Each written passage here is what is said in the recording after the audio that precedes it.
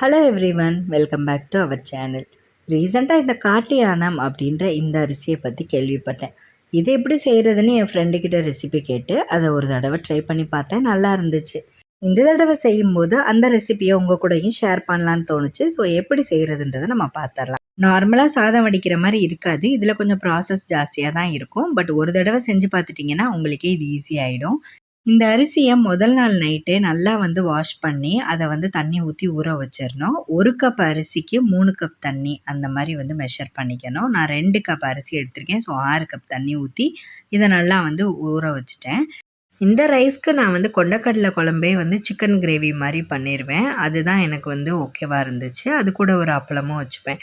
So அதுக்காக வெள்ளை கொண்டக்கடலையை நான் ஊற வச்சுட்டேன்.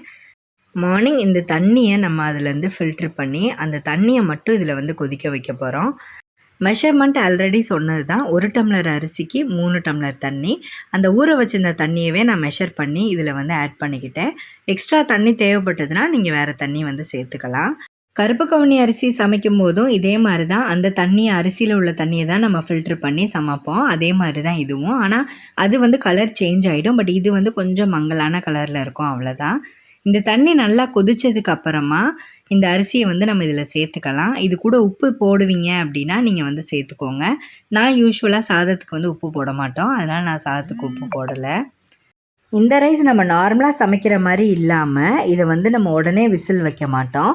இதை நல்லா இந்த மாதிரி ஒரு கொதி வந்ததுக்கப்புறமா லிட்டை வச்சு கவர் பண்ணிவிட்டு அதை அப்படியே உடனே அடுப்பை ஆஃப் பண்ணிடுங்க. ஒரு 30 to 40 மினிட்ஸ் அந்த ஆஃப் பண்ண அடுப்பை அப்படியே இருக்கட்டும். ஏன்னா இது உங்களுக்கு அந்த சூட்லேயே கொஞ்சம் சாதம் மலர்ந்து வந்துடும்.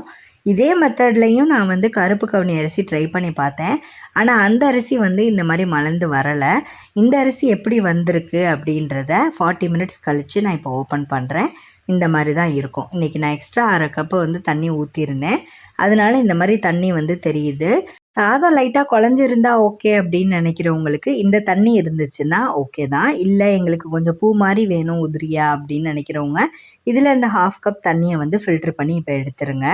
இதுக்கப்புறமா இந்த அரிசியை பார்த்திங்கன்னா உங்களுக்கு அது அந்தளவுக்கு வெந்திருக்காது, ஆனால் மலர்ந்துருக்கும்.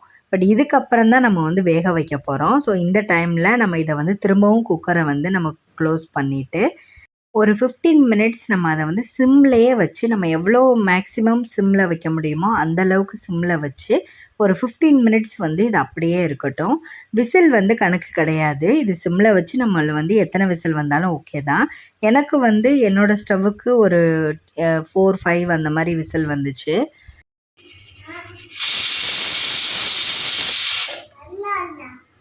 ஃபிஃப்டீன் மினிட்ஸில் இதை நான் ஆஃப் பண்ணிவிட்டேன். அடுத்து கொண்டக்கடலை கிரேவிக்கு நான் ரெடி பண்ண போகிறேன். இதை நான் கொஞ்சம் வேறு மாதிரி தான் செய்வேன். எண்ணெய் ஊற்றி நம்ம தாளிக்கிறதுக்கு சோம்பு, பட்டை, கிராம்பு, அப்புறம் இந்த இலை எல்லாமே போட்டுட்டு அதுக்கப்புறம் வெங்காயம் பெரிய வெங்காயமும் சின்ன வெங்காயம் மிக்ஸ் பண்ணி தான் எடுத்திருக்கேன். ஸோ நீளமாக இந்த மாதிரி கட் பண்ணிவிட்டு கொஞ்சம் வெங்காயம், சின்ன வெங்காயம், அப்புறம் பச்சை மிளகா, பூண்டு, இஞ்சி இதெல்லாம் நல்லா கிரைண்ட் பண்ணி எடுத்துக்கிட்டேன்.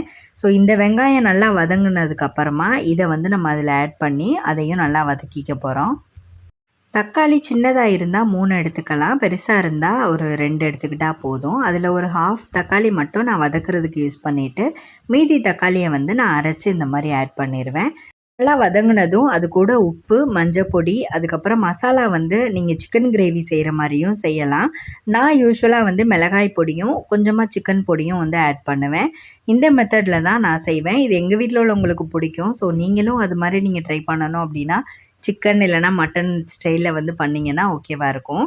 ஸோ இது நல்லா வதக்கிட்டு அது கூட தண்ணியும் ஆட் பண்ணியாச்சு. சுண்டலும் உருளைக்கிழங்கும் வேக வச்சுருக்கோம் இல்லையா, அதில் கொஞ்சம் தண்ணி இருக்கும் எப்படியும், அதையும் இது கூடவே சேர்த்துக்கலாம். ஃபைனலாக திக்னஸ் கொடுக்கறதுக்காக கொஞ்சம் சுண்டல், அப்புறம் ஒரு பீஸ் உருளைக்கிழங்கு, கொஞ்சம் தேங்காய் பூ, நீங்கள் புதினா இலை இல்லை கொத்தமல்லி இலை இருந்துச்சுன்னா அதுவும் லைட்டாக இது கூட சேர்த்து நீங்கள் அரைச்சி வச்சுக்கோங்க. இதை நல்லா கொதிச்சதுக்கப்புறமா இதை ஆட் பண்ணி ஒரு கொதி விட்டு ஆஃப் பண்ணிடலாம். ஸோ இப்போ இது நல்லா கொதிச்சிருச்சு. இப்போ இந்த நான் அரைச்ச பேஸ்ட்டை இதில் ஆட் பண்ணிக்கிறேன். இந்த சுண்டல் நான் திக்னஸ்க்கும் கொஞ்சம் லைட்டாக டேஸ்ட்டும் கொடுக்கும். அதுக்காக தான் இந்த மாதிரி அரைச்சி ஊற்றுறது. 15 நிமிஷம் கழித்து ஆஃப் பண்ணியாச்சு இல்லையா? இப்போ நம்மளுக்கு அந்த விசில் கம்ப்ளீட்டாக அடங்கினதுக்கப்புறமா ஓப்பன் பண்ணி பார்த்தா இந்த மாதிரி தான் அவுட்புட் இருக்கும். சாதம் நல்லாவே வெந்துருச்சு. கிரேவியும் கொஞ்சம் ஓரளவு ரெடி ஆகிடுச்சு. உங்களுக்கு செமி கிரேவியாக வேணும்னு நினச்சிங்கன்னா இன்னும் கொஞ்சம் நேரம் கொதிக்க விடலாம். பட் எனக்கு இது கரெக்டாக இருக்குன்றனால கொத்தமல்லி இலையை தூவி அப்பளத்தை வச்சு சர்வ் பண்ணிட்டேன். இந்த காட்டு யானை அரிசியை இதே மெத்தடில் நீங்களும் ட்ரை பண்ணி பாருங்கள். எப்படி இருக்குன்றத கமெண்டில் மறக்காமல் சொல்லிடுங்க. பிடிச்சிருந்தா லைக் பண்ணிவிட்டு அப்படியே உங்கள் ஃப்ரெண்ட்ஸ் அண்ட் ஃபேமிலிக்கு ஷேர் பண்ணிடுங்க. சமையல் ரெசிபீஸ்லாம் எப்போவாவது தான் நம்ம சேனலில் வரும். ஸோ அதை ஒரு பிளேலிஸ்ட்டில் ஆட் பண்ணி வைக்கிறேன். அப்படியே நம்ம சேனலில் இருக்கிற மற்ற வீடியோ பிடிச்சிருந்தா லைக் பண்ணுங்கள். தேங்க்யூ.